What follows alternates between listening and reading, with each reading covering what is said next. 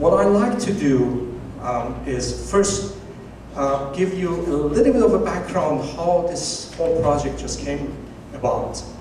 And then to kind of tie all of this thing together. I was brought up with Western music. Just many of people who come here to Western music, I happily played Bach and went to Tehran Conservatory, happily played Bach and Beethoven.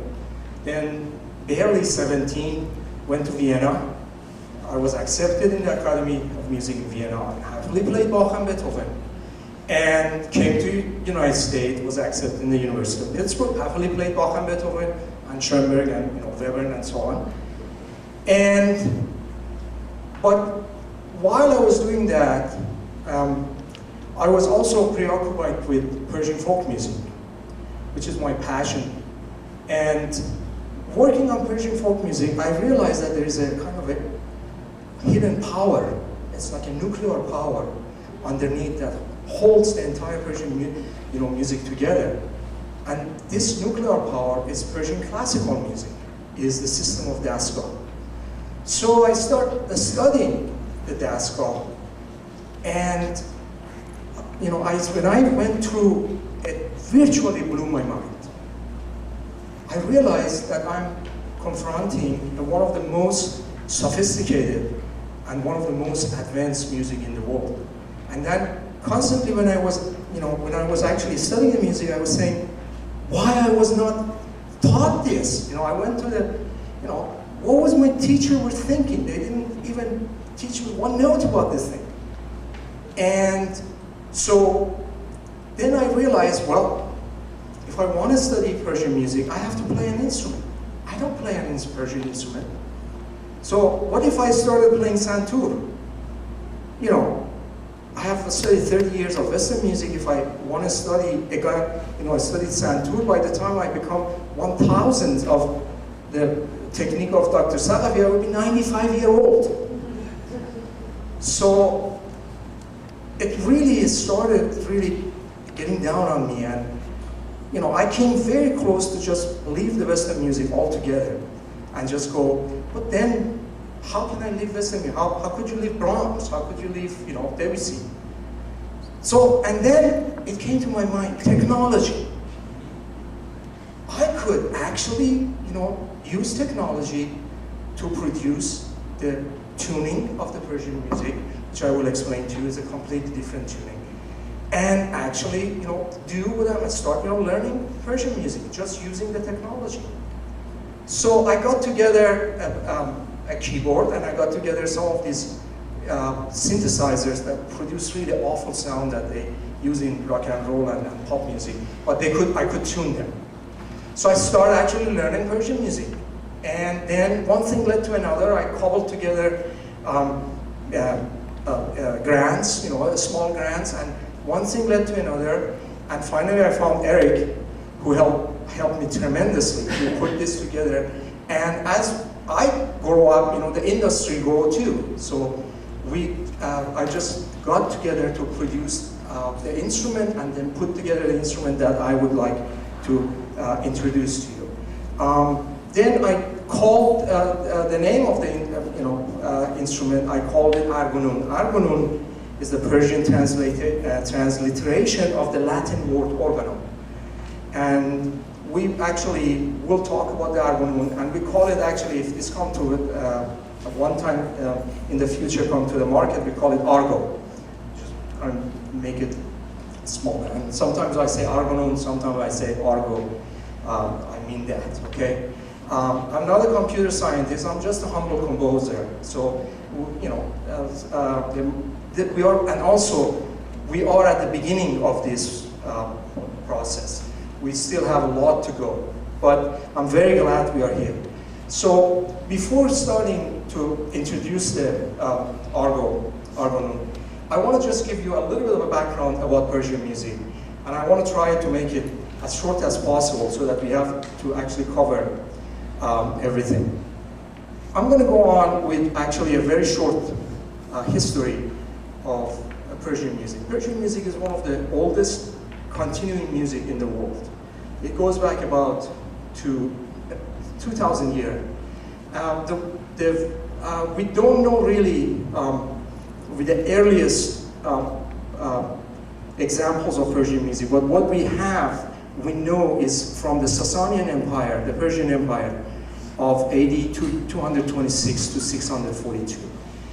During the Sasanian Empire, especially at the court of Emperor Khosrow II, or called Khosrow Parviz, from 590 to 628, a very elaborate musical system was developed during the court. They had the Khosrow II had, like it said, that he had 2,000 musicians on his court, and this system, it was called the Dastan system.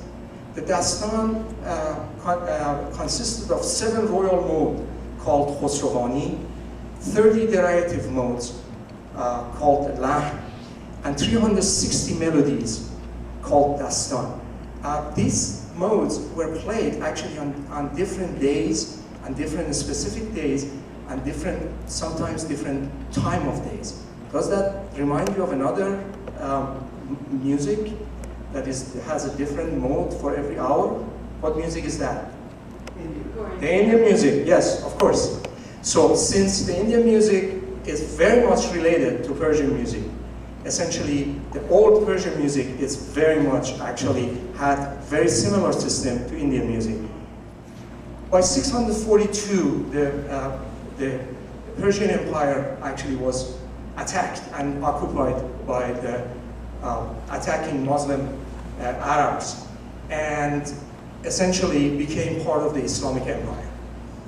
But these musicians who were at these courts actually spread throughout the Islamic Empire. The Islamic Empire was, from the southern Spain all the way to the border of China, and essentially influenced tremendously.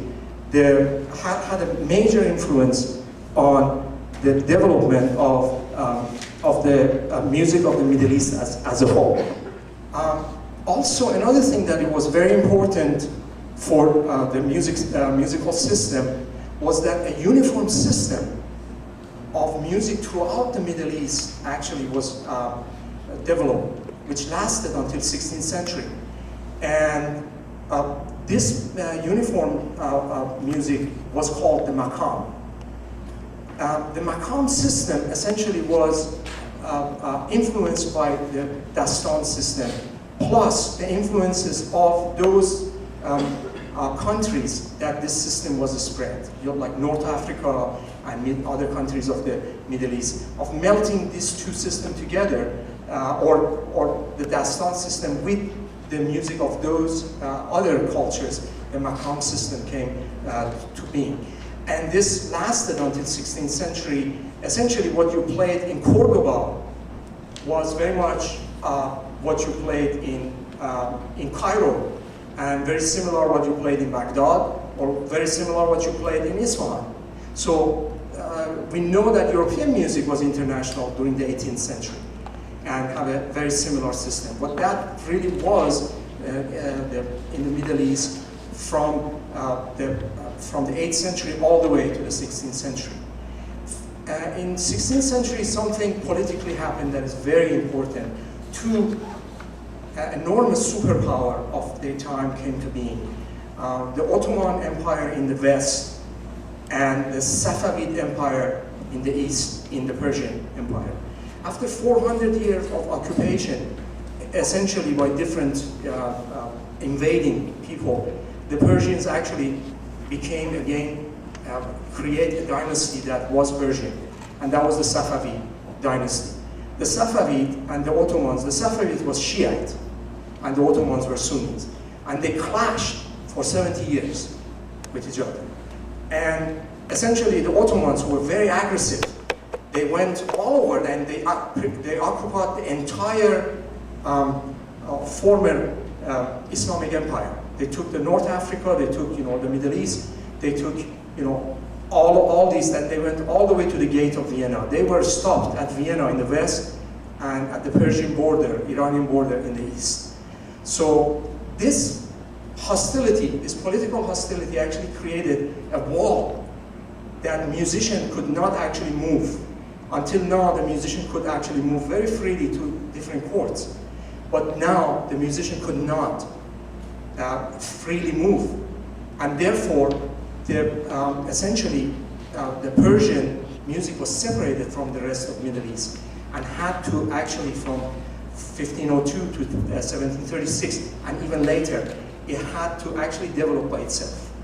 So in this kind of isolation, Persian music actually started become an entity by itself.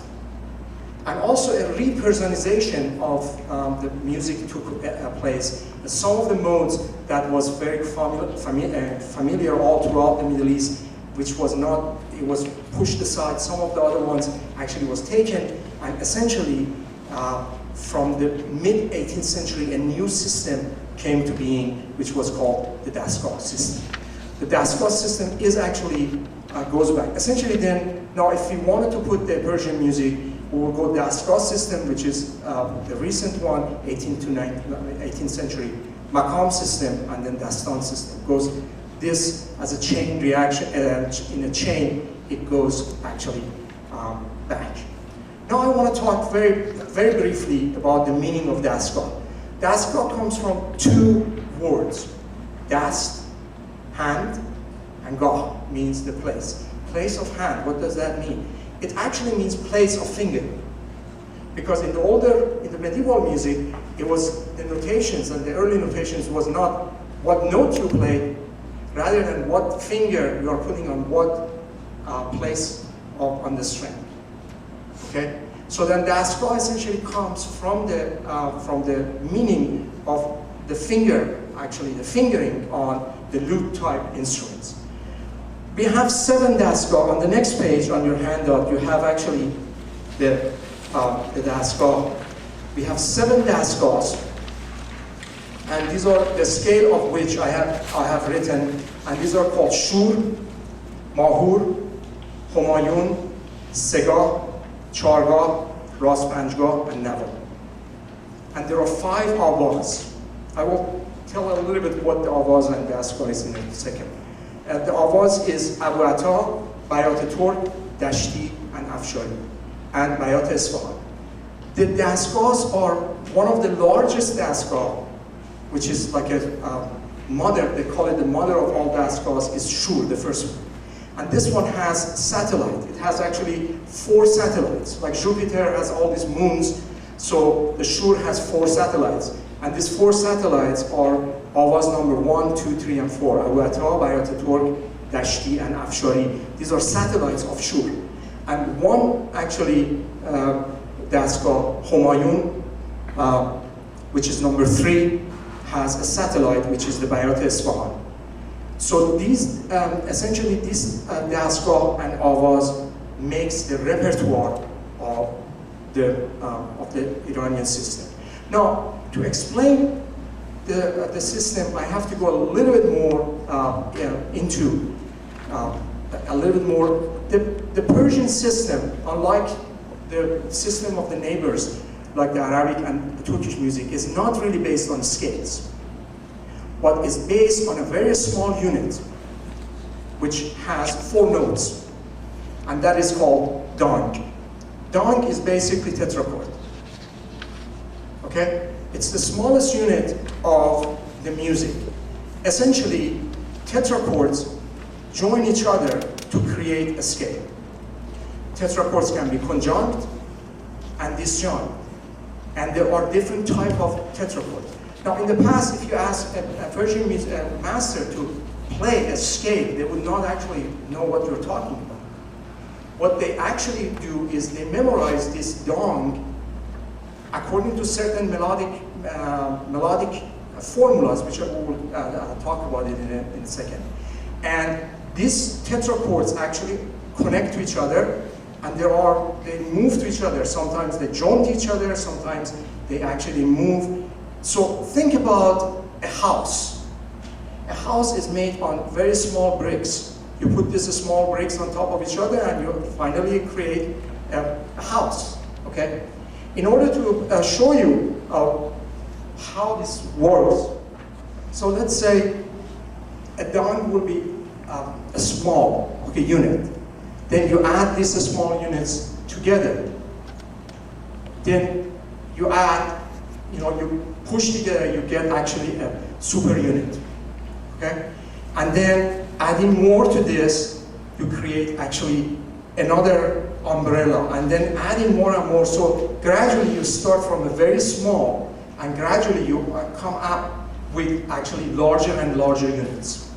Okay? In a second, I will actually introduce a little bit how that actually works in actual in the system. Here is a scale of the mode of Humayun. This is the first dong. Okay? Now, each is, and you will see that two dongs are conjunct.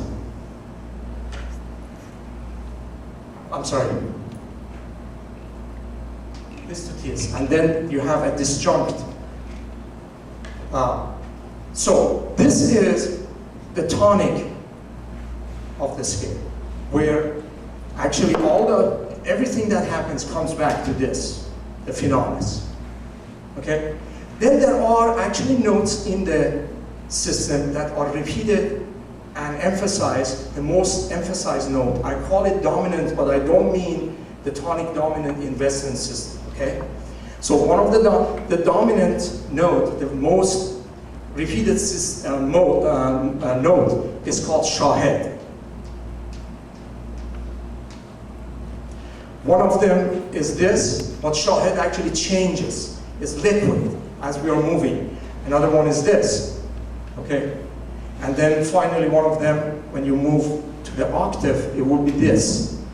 So the most repeated notes, it depends on where in the performance you are constantly moves, okay? So we learn, so we have, but then the music, no matter how this, what happens is as the musician perform and improvise, the music moves throughout the system, but then it has to come back to the finalis. And this is actually done by a melodic formula called Furud. Furud literally means descent. That means no matter where you are, you descend on the time. It reminds me that an Austrian music theorist by the name of Heinrich Schenker actually said that in actually Western music. No matter what you do in Western music, you always descend to the tonic. And that might be actually because this music, because in essence, maybe they are related. So that is also true in Western music. You descend to the tonic, okay? Even on the surface, you hear everything ascending, but really literally in the background, you descend to the tonic. In Persian music, you literally physically descend to the tonic. And the tonic called finalis, and this is called furud. Now we want to talk about the tuning and intervals. Persian music is not based on what we call the equal temperament. And that was actually the base of this really research, because the Western music is based on equal temperament. And equal temperament means that all 12 notes in the octave are exactly 100 cents. So you divide the octave into 1200 cents, and every half a step is 100 cents. The Persian music is not that. Persian music is based on Pythagorean intervals, and intervals actually derive from the overtone partials, especially the 11th and 13th partial. And so therefore we have different type of intervals that do not match with the Western interval. A semitone or a minor second is 90 cents. Cents, by the way, is the measurement of interval. A half a step, the one that you see between the white and black notes, are 100 cents. So a minor second or a semitone is 90 cents, which essentially so-called the Pythagorean lemma. Then we have a small neutral tone, which is about 135 cents. That means it's actually larger than a half a step, but is smaller than a whole stem. Okay? When we introduce the instrument, you will hear actually these. Then we have a large neutral tone, which is about 160 cents, is actually smaller than a whole stem. Smaller than a whole stem, but larger than a half a stem. Okay? Now, then we have a whole tone or major second, which is about 204 cents, slightly larger than the equal temperament. And then finally we have an interval, which is 270 cents, or between 267 and 270 cents, which we call the plus tone. This is what is actually mistaken in equal temperament by what we call the augmented, the augmented second chord. The augmented second is not really the interval that used in Persian music. It's slightly, actually, the augmented second chord is 300 cents. But this interval is slightly smaller, about 30 cents smaller. And then underneath of that, you will see the sign, which is like a backward flat, called koron. Lowers a note about a little bit more than a quarter tone, about 50 to 60 cents. And a sign which is like a sharp with an accent inside it, called sori, raises a note about 55 to 60 cents, about a quarter tone. These are the notations that were actually adopted in early 20th century by a great Persian musician named Ali Naqi Waziri. And it actually now established as the notation. Now I'm going to get to the organization of Dastgah. This melodic dime that we discussed over here, each of these tetrachord is actually memorized by a melodic formula. This melodic formula is called gushe. Gushe means corner, literally corner. Means that when when you're playing the Persian music, it's like you are actually in a huge place that has many, many different ways, and you have to find your ways. It has a little bit of philosophic and maybe mystic undertone of that. That you have to find your way through all these like a maze, and you have to go through this maze and find your ways. Okay, and so essentially, gushe means corner. Gushe has the following function. Either is a variation of a basic melodic pattern that we use, or a temporary cadential shift to another degree of the mode, or a complete variation, modulation, either to another segment of the mode or to another mode. Okay, but essentially you're going, when you're actually starting, the first gushe actually comes over here, then second gushe actually moves over here, the third gushe might move here, and many, many other gushes. It expands and moves up and essentially creates some kind of a arch form that you start from the bottom on the finalis, you go up in the register and just comes down like this. And come back, always you come back to actually to the finalis. Then we have something called tekke, or pieces. Tekke is a genre piece that it's inserted through the performance. In order to keep the performance alive, the musician actually creates something rhythmic. It constantly inserts something inside, okay, that has some kind of a character. And this is called a tekke. A tekke can be a melodic genre, it could be something rhythmic, and all of a sudden, when the when the master improvise, because this is all improvised, all of a sudden it starts actually playing with a genre piece. I mean, let's say, you're playing a sonata and all of a sudden you do a waltz. Well, waltz is a genre piece. People will say, oh, wow, you're playing a waltz. And then goes back, I'm playing the sonata. Something similar, like, but this sound very strange in Western music. But in Persian music, it's not as strange at all, okay? And also, a tekke could be a text or poetry related genre piece. And then finally, also at this point, I wanted actually to play for you an example of the repertoire. and I'm going to explain to you what's actually it's doing. This is from the vocal repertoire of Master Mahmoud Karimi, one of the great vocal masters in Persian music. And it's in the mode of Humayun, and the notation is in your handout. What he does, he actually, in the introduction, called Daramad.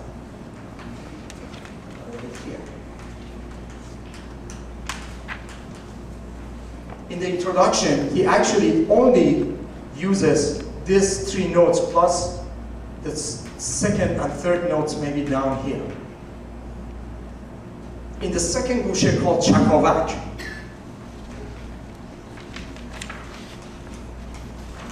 he moves, and the fourth degree of the scale becomes the dominant. And then in the next gushe called Bidad, the fifth degree of the scale becomes dominant. And finally, in the last gushe that is in this handout, it's called Ayat Raje or Raje. The octave, he moves up all the way to the octave, and then gradually descends down. And at the end of the singing, you will hear that he actually virtually descend to the tonic all the way down. So we will play the first one, the Daramad.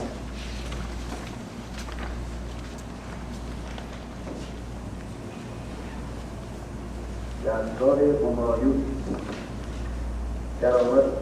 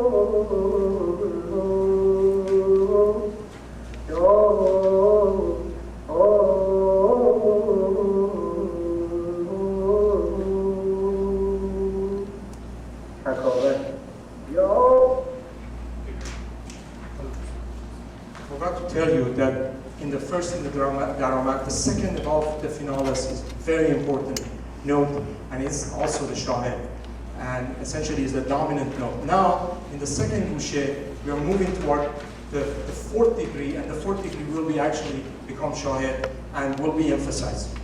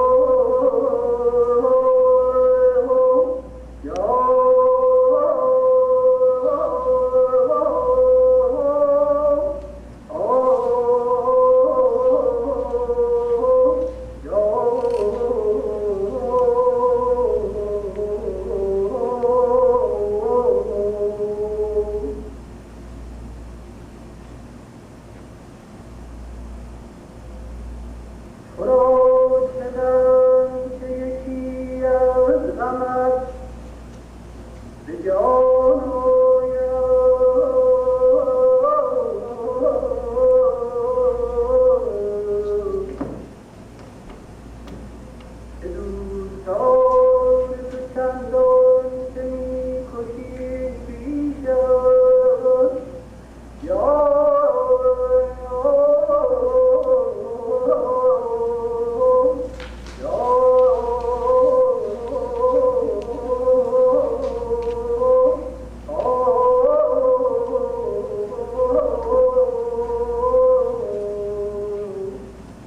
third gushe called bida. Now the dominant actually changed to the fifth degree of the scale.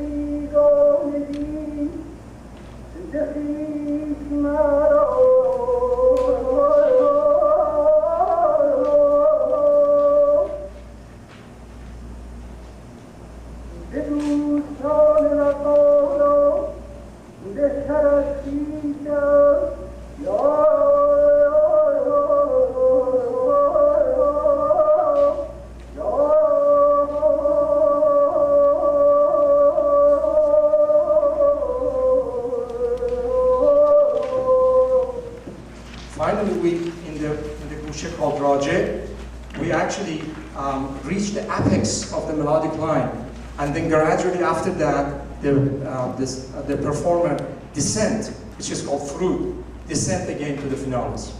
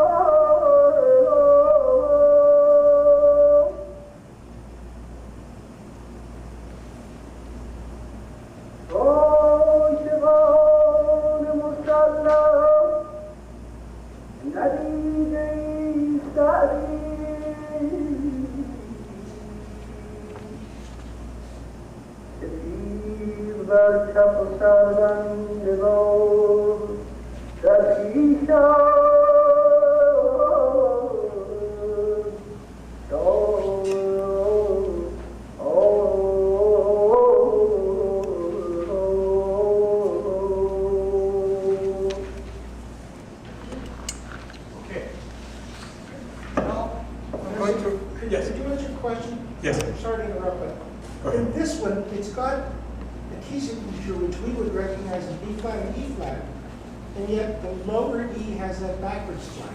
Yes, because the lower E actually has to be sang and on that E coron, but the upper E actually is E flat. But there aren't any elements. That's what I'm saying. In other words, it never appears in the music. Yeah, but if it did, it would actually has been to its sung, because each register is different. Right. It's not. Yes. There's a grace note. On the sixth. Yes. Yes. There is a yes. Yeah. If somebody if it goes up to the E flat, Right. it has to be E flat. Okay. Thank you. Okay. Now I'm going to quickly talk a little bit about the structure of the performance structure of the Dastgah. When the performers, either as an ensemble or a performer solo, does. Start with an introduction called Pish Daramad. And this is actually a 19th century addition to the system. So here the ensemble play all together, and the music is usually composed. Then there is a large section called Avaz. Avaz is the actual system where the Dastgah system actually is improvised. This, through the Avaz, the performer actually improvises on the different gushes, and start with Daramad with the introduction, goes to different gushes, and also insert the tekkes. Then after that, there is a composed piece. If there is a singer, there's a composed piece that the singer will actually sing with the ensemble called Tasnif. And usually, the performance ends with something very upbeat, kind of a very upbeat and happy, called Reng. Reng comes from the Indian word Ranga, and essentially might be actually related to Indian music. So, and essentially it's somewhat dance piece. So the idea is that people should actually leave the performance happy. Now, at this point, I would like actually to show you some of the examples of the Persian instruments, and maybe play a little bit, because we are running out of time, play a little bit of the examples of some of them. Here you have tar, which is the Persian lute. Here is the setar. Here's santur, which Dr. Sahafi will actually do the performance, and ney. Here's kamanche, the Persian fiddle. Qechak, which is actually a very old instrument, mostly performed in the south of Iran. This is the grandfather of the lute. It's called barbat, and it's the Persian oud called the barbat. And this is the Persian percussion instruments, tombak. Sorry. And on the left side is the daf. And here, these are the Persian folk instruments. Dotar. Dotar means two-string tambour. This is rebab, very much like the Indian sarod. And I'm going to go back, I'm going to play actually a little bit of the examples that of the setar. This is setar.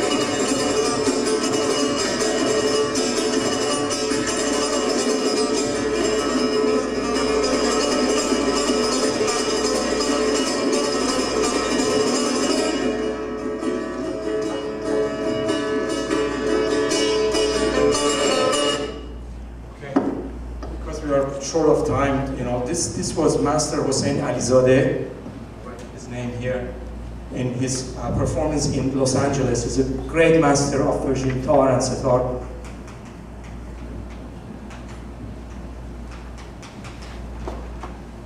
Did you see that he actually, the drummer has to follow him, and he go all of a sudden go, and the drummer has to go. It's just very much like the tabla player and the sitar player in an Indian music. So you will see the connection between Indian music and the Persian music. So here it's in a lot of detail, actually, they relate to each other.